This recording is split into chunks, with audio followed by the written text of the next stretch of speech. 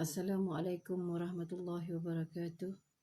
Alhamdulillah nahmaduhu wa nasta'inuhu wa na'udzu billahi min syururi anfusina wa min sayyiati a'malina. Man yahdihillahu fala mudilla lahu wa man yudlil fala hadiya lahu. Asyhadu an la ilaha illallah wahdahu la syarika lahu wa asyhadu anna Muhammadan abduhu wa rasuluh. Rabbi shrah li sadri wa yassir li amri wahlul 'uqdatam min lisani yafqahu qawli. Rabbi zidni ilma.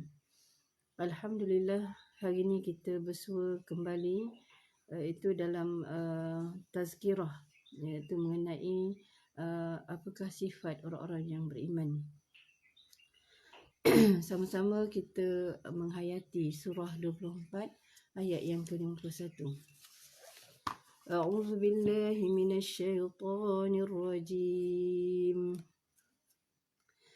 إنما كان قول المؤمنين إذا دعوا إلى الله ورسوله ليحكم بينهم أن يقولوا سمعنا وأطعنا وأولئك هم المفلحون ومن يطع الله ورسوله ويخشى الله ويتقه فأولئك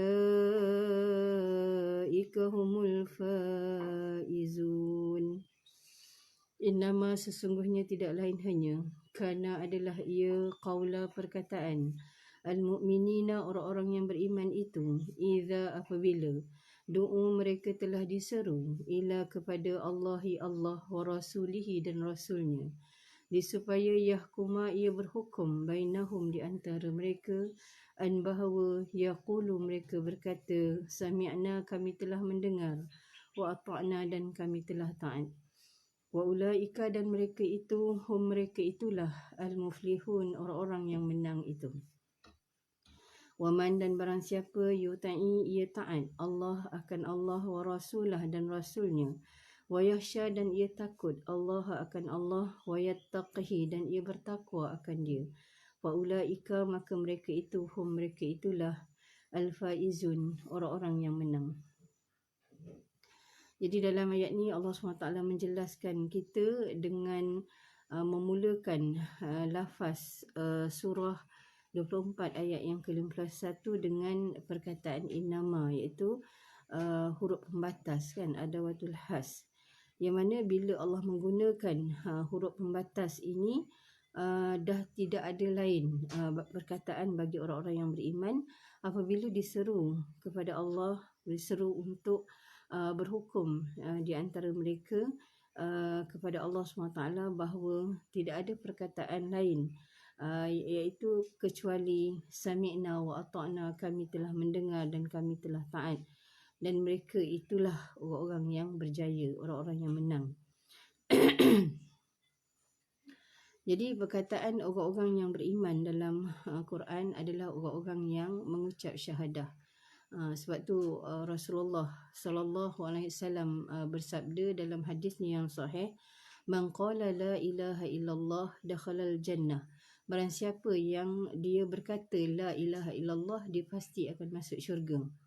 Jadi kata di situ ini adalah bukan sebagaimana yang kita faham dari sudut bahasa Malaysia. Maknanya kita cakap tapi kita tidak melakukan apa-apa tindakan, kan? Dalam Quran, kata yang melibatkan kata-kata bagi orang beriman adalah kata yang melibatkan apa yang dicakap dengan mulut dia, apa yang diikrarkan dalam jantung dia, dan apa yang dibenarkan dengan perbuatan dia. Jadi itulah yang dikatakan kata. Jadi maknanya sekiranya kita hanya berkata la ilaha illallah tetapi kita tidak beriman dengan kalimah tersebut, dalam erti kata kita tidak melaksanakan apa yang diperintahkan oleh Allah dan Rasul dengan perbuatan-perbuatan kita, iaitu tidaklah dikatakan kita beriman kepada Allah, kan? Berdasarkan peristiwa yang berlaku pada hadis yang diceritakan oleh Rasulullah sallallahu alaihi wasallam yang Rasulullah menyatakan orang yang berkata la ilaha illallah pasti dia masuk syurga tadi adalah kata bukan sekadar kata tetapi kata yang menuntut untuk mereka melaksanakan dengan perbuatan-perbuatan mereka, kan. Jadi Rasulullah memberitahu sahabat yang hadir untuk menyampaikan kepada para sahabat yang tidak attend atau menghadiri majlis ilmu tersebut, menceritakan tentang apa yang Nabi bincangkan melalui hadis man qala la ilaha illallah dakhalal jannah, iaitu barang siapa yang mengatakan tidak ada Tuhan melainkan Allah, dia pasti masuk syurga. Jadi sahabat pun pergi, kan, lalu mereka berjumpa dengan Umar Al-Khattab, lalu berkata qala Rasul man qala la ilaha illallah dakhalal jannah, barang siapa yang mengatakan tidak ada Tuhan kecuali Allah pasti masuk syurga. Jadi Umar terus rentap baju sahabat tu. Dia kata siapa yang cakap? Dia kata Rasulullah kata, ini bukti dia sandal yang aku bawa. Jadi dia kata bawakan kepada Rasulullah. Lalu dibawakan kepada Rasulullah. Dia tanya, maknanya benarkah kamu bersabda man qala la ilaha illallah dakhalal jannah, barang siapa yang kata tidak ada Tuhan kecuali Allah pasti masuk syurga.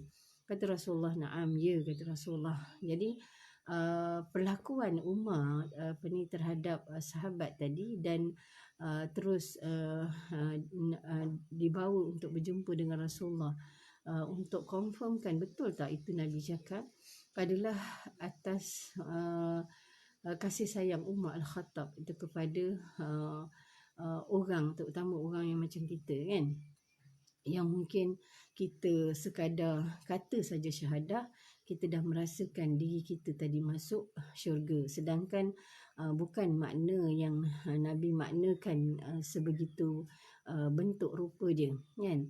Yang mana kata di situ adalah kata bersama-sama dengan ikrar atau qasad atau iktikad dia, keimanan dia kepada syahadah tadi, dan bagaimana dia melaksanakan tuntutan syahadah, kan, di dalam kehidupan dia sehari-hari. Itu makna apa yang Nabi sabdakan.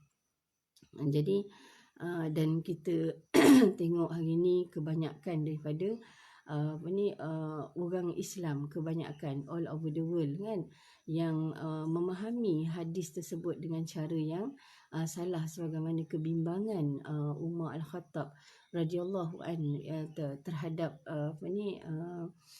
umat terutama akhir zaman, yang dia hanya sekadar menyatakan syahadah, iaitu melaungkan la ilaha illallah, dan dia merasakan dia masuk syurga dalam keadaan maknanya mereka tidak melaksanakan apa yang diperintahkan oleh Allah dan Rasul. Jadi ini adalah yang bahaya, kan, yang berakidah dengan akidah yang salah. Jadi benda ni kita kena betulkan.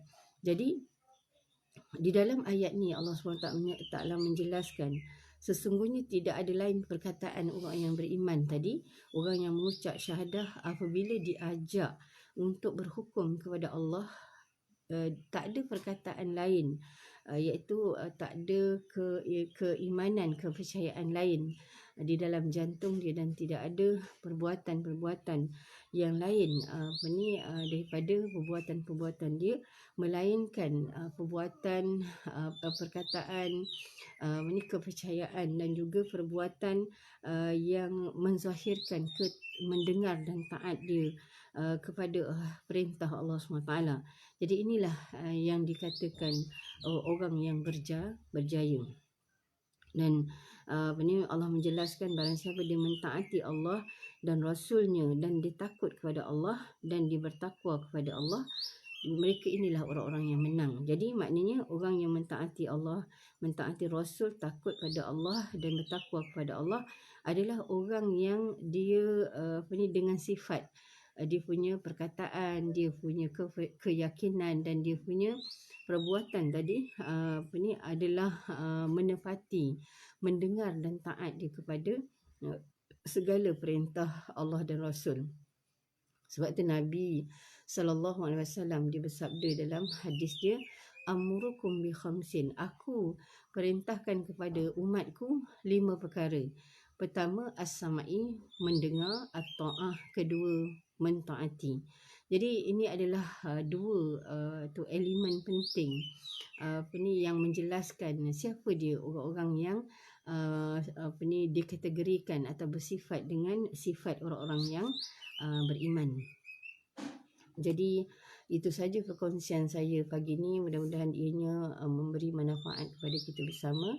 Jadi saya sudahi dengan wabillahi taufiq wal hidayah. Assalamualaikum warahmatullahi wabarakatuh.